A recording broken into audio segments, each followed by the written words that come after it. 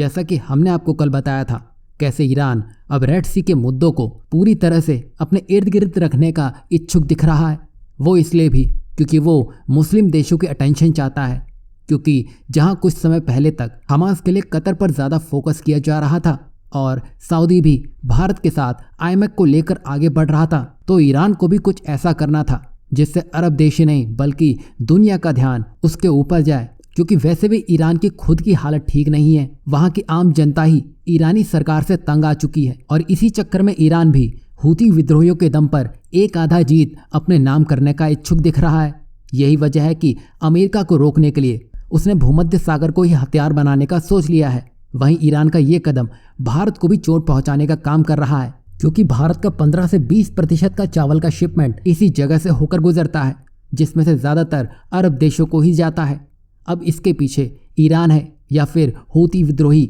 जिसकी वजह से भारत को भी अपनी नेवी भेजनी पड़ सकती है, क्योंकि व्यापार में घाटा भारत कभी बर्दाश्त नहीं करेगा। वैसे रेड सी से एक बड़ा ट्रेड रूट ऑपरेट होता है, जहां एशिया, उत्तरी अमेरिका, अफ्रीका और यूरोप के कुछ देशों को भारत के चावल का एक्सपोर्ट सुएज के माध्यम से होता है। लेकिन अब हूती विद्रोहियों या यूं कहें ईरान की वजह से भारत को बड़ी समस्या का सामना करना पड़ रहा है। अगर यही चलता रहा तो भारत को भी अपनी सेना उतारनी पड़ जाएगी और ऐसा होगा फिर ईरान के प्लान का दी एंड होता हुआ दिखाई देगा, क्योंकि इससे पहले रेड सी की समस्या को लेकर 20 से ज़्यादा देश अपने जहाज रवाना कर चुके हैं और ईरान भी अपने घर में झांक नहीं रहा है, जहां खाने पीने की इतनी किल्लत हो चुकी है, साथ ही घूसखोरी भी बढ़ने में लगी है। और अगर ऐसा ज़्यादा होता हुआ दिखाई दिया तो ईरान अपने देश में ही एक बड़ी जंग हारता हुआ दिखाई देगा और भारत का नुकसान कर ईरान ये सोच रहा है कि वो जो चाहता है उसे हासिल कर लेगा, तो ये उसकी भूल है, क्योंकि उसने व्यापार को निशाना बनाया है जिससे दुनिया का गुजारा होता है, जिसको अब ज़्यादा बर्दाश्त नहीं किया जाएगा।